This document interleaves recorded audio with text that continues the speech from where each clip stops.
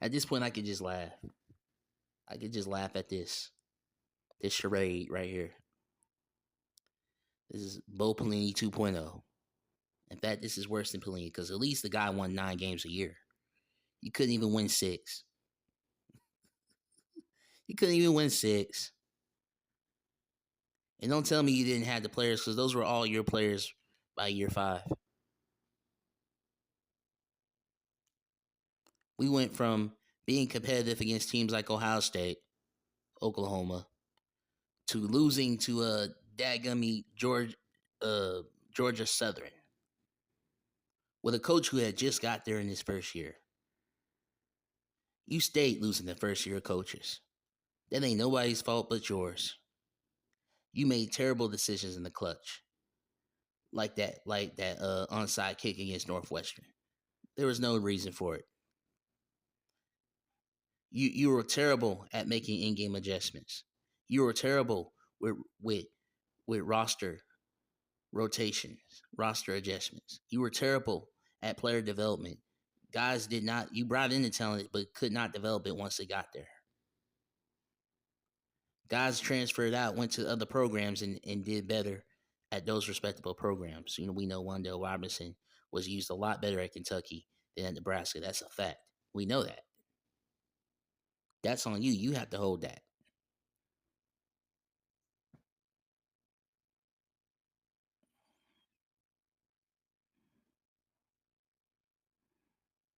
You played favorites too much. We saw that.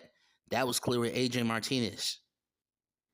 A lot of the things he could get away with, we know a lot of those other players could not get away with. You played favorites. And from what I know, some of the from what I've read up on, some of the people that work with you, that was the case behind the scenes. You played favorites, bro. You the one showing up late to practices, missing staff meetings because you won the party. We ain't got to bring all that up because we could just keep the football. The proof is on the football field. You're one of the worst coaches record wise in Nebraska history. Mr. Nice Guy was better than you were. He did a better job at running the program than you did. And you had all the resources and all the support in the world. You had all the you had everybody behind you. This was not a bad job. This what I and I know what you're doing. I know what you're doing. Not only are you trying to burn every bridge possible, as in like I want nothing to do with Nebraska. You're trying to. I get it because people, a lot of media members are asking you the same questions over and over again. I mean, it's your first time in the spotlight for about what 3 years. 3 years, so of course you're gonna ask a lot about the previous stop, as you like to call it.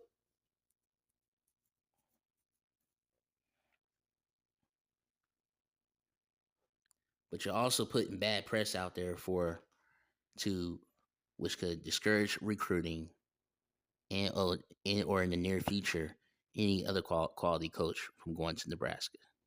That's what stuff like that does.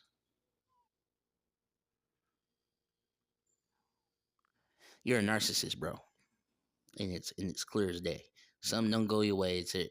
Everybody else was messing up, but not you.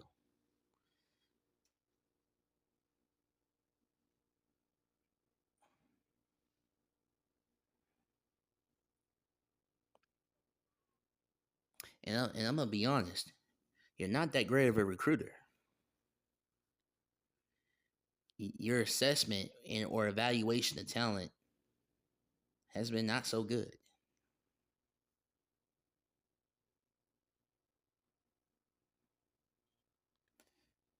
Because how do you bring in from a top 25 class and barely use it? That tells me one or two things, and it's probably a variation of both. One, you're terrible at player development, and or two, your assessment, your evaluations of that player was poor.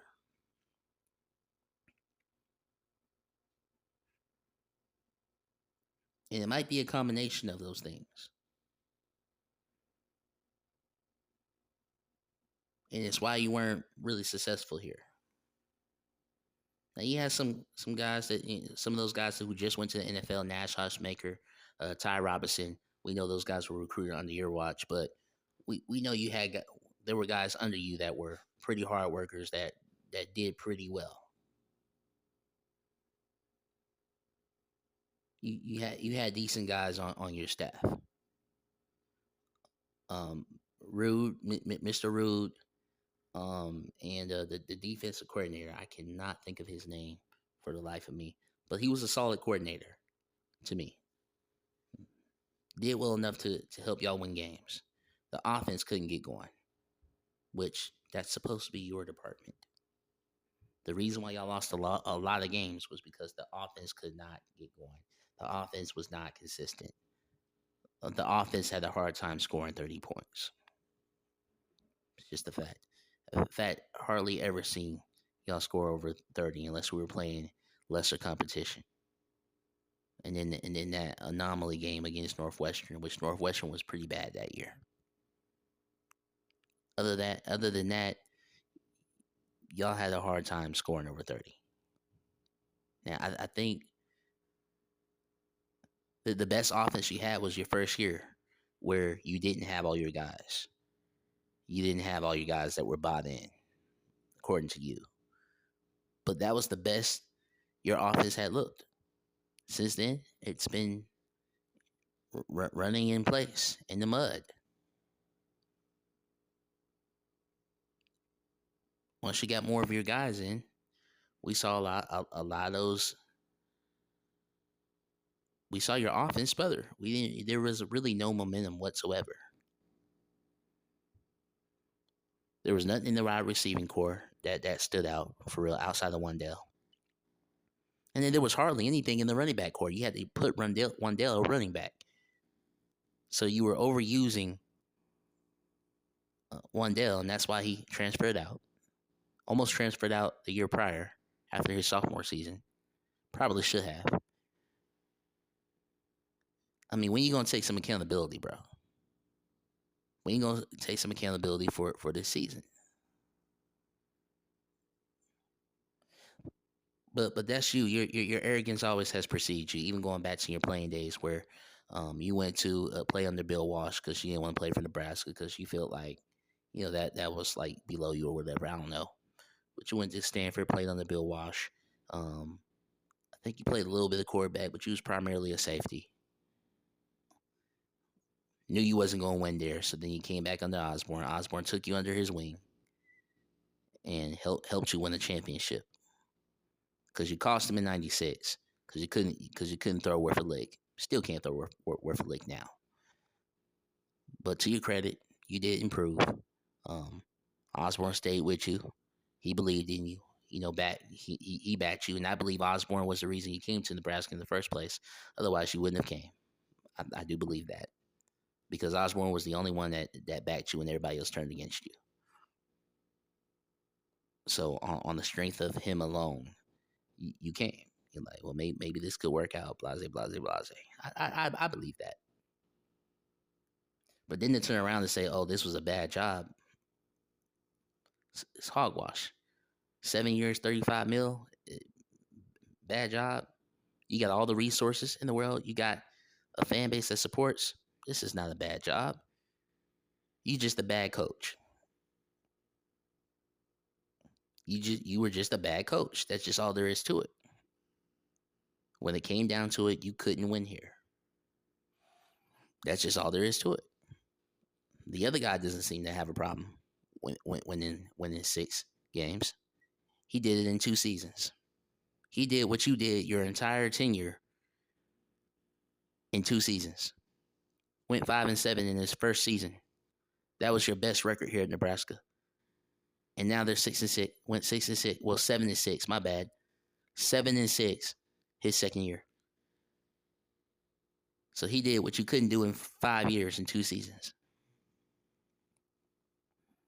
So which is it? Either it's a bad job or you just couldn't get it done, buddy. And you gotta own that, bro. You didn't get it done. It's okay.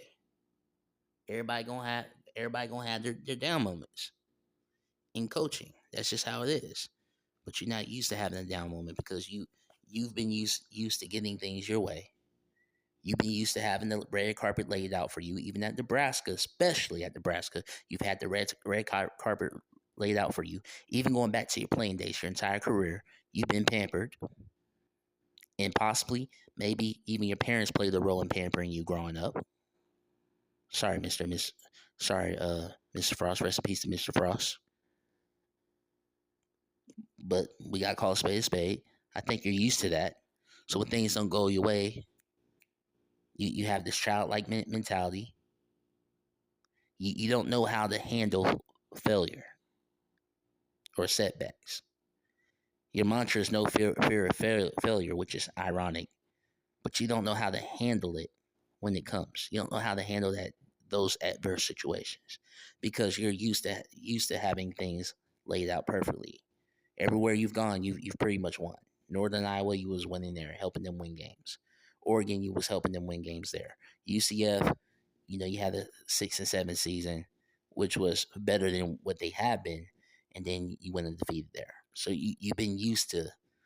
So you haven't been in this situation a lot, not even as a player.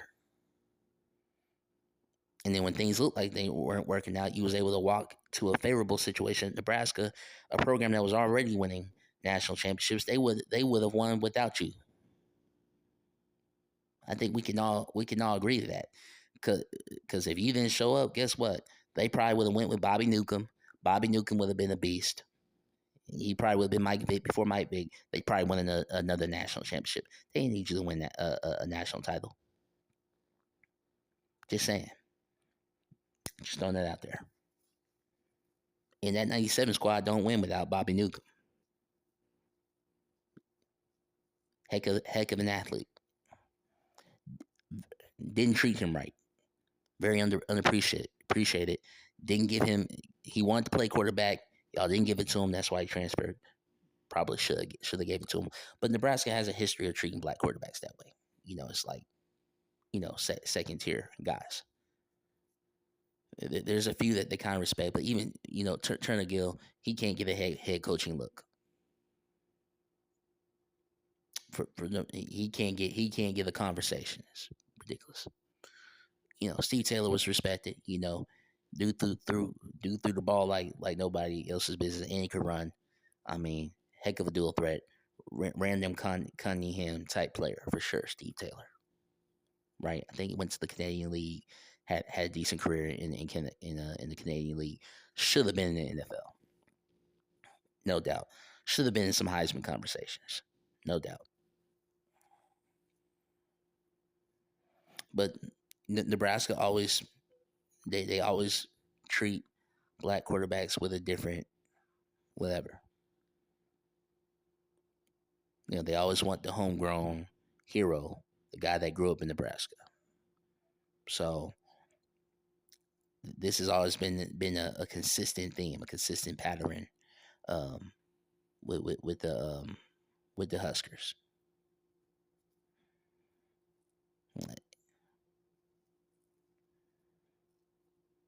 Especially with Jamal Lord, which we will cover in a whole nother podcast. I'm gonna break it down because no one's had the season that Jamal Lord has had since they went 10-3.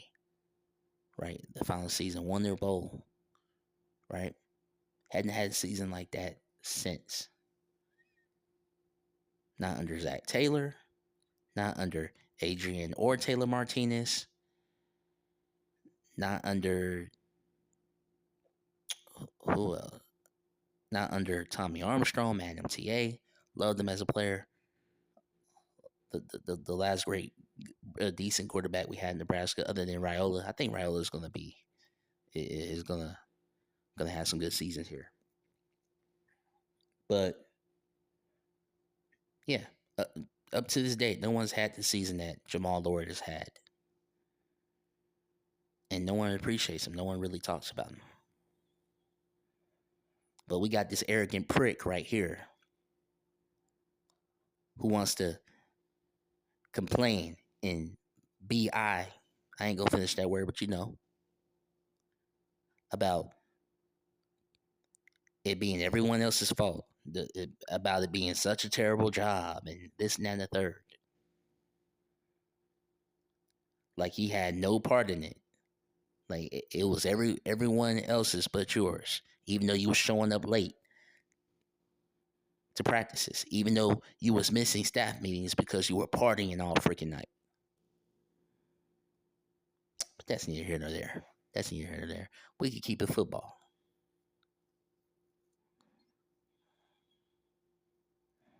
Players didn't develop in your program. Players you should have played, you kept on the bench. You didn't want to play your young guys. Guys that had major upside. Because you afraid to put them out there because they may make a couple mistakes, cost you whatever. So you kept them on the sidelines. I'm like, how they gonna learn if you don't play them, buddy?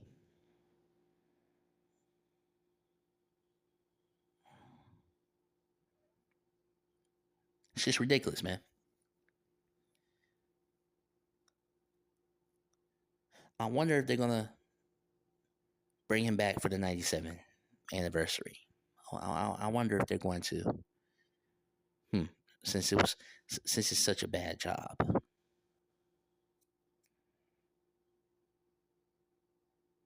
Even though it seemed like any time you need Nebraska for something, you reach out. I wonder. I wonder if they're gonna invite him to the '97.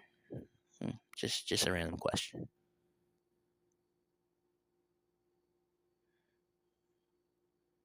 But Nebraska, I hope y'all learning from this.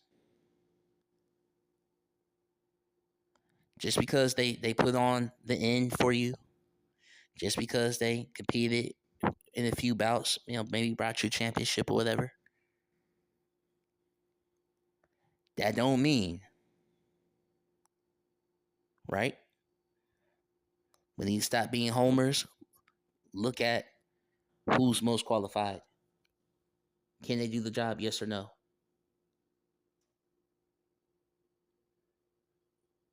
But the thing is, y'all not consistent with that homer business because you have another guy in Turner Gill. While he isn't from Nebraska, laid it all on the line for y'all.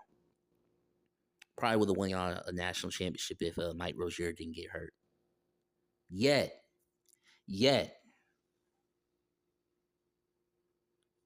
y'all act like what? He just was just a good quarterback. Like that's it. Like he don't have a coaching career. Like he didn't turn Liberty around, and Liberty is still competing. And when Liberty wasn't hardly winning anything until he got there, turned them around, and they're still competitive. They're still dominating the conference now. A lot of that was on the shoulders of what Turner Gill built. He knows how to build up programs. It's proven. But you don't even look at this guy. Don't even make sense. It's just crazy to me, man. It's just crazy to me. So, anyways, man, that's all I wanted to say, man. Just wanted to cook this dude, man, because it's ridiculous at this point. It's ridiculous. You got no sense saying the things that you were saying, and he might need some humble pie, bro. I ain't gonna lie to you. He may need to, I don't sound like he learned his lesson at all. We'll see how it goes in the Big 12 at UCF, because in that weak American Conference, you was winning all them games, and it's not the same, and it's not even the same team. Now I know you're kind of inheriting some talent to a degree. Gus Malzahn, who I believe is at Florida State now as an offensive coordinator, if I'm correct. So I know you're inheriting, the Gus Malzahn tree and some of those guys there. So you're gonna have some things. You're gonna have some stuff to work with. But if Gus Malzahn was having a hard time winning there, and this was a guy that won at Auburn, even on his way out, was winning 8 games a year at Auburn in the SEC. competed for a national championship, lost to, ironically, Florida State, where he's at now. If he was having a hard time winning, you couldn't win in the Big Ten. You think you're going to win in the Big 12? Mm. Guess we'll find out. But anyways, man, it's your boy, Dub Banks, man. Go Big Red. Excited about the football season, man. Matt Rule is gonna kill it. I hope he do his thing, and we're gonna break down the season and things of that nature. But I had to cook this boy Scott Frost, man, because the nerve of this dude, man, his pampered, rich, arrogant self, and he always been a preppy boy. He a prep boy. You know, he one of these daggum soy prep boys. You know, that whining like little babies when things don't go their way. Guess what? That's life, buddy. Everything ain't gonna go your way. Some things are gonna go the way they are. You're gonna have adverse situations. It's all about how you handle yourself in the midst of those adverse situations. And 3 years gone by, and this is the attitude you have. Like this. I mean, I'm not surprised you was sliding down the stairs when they kicked you out the door. Just a little kid.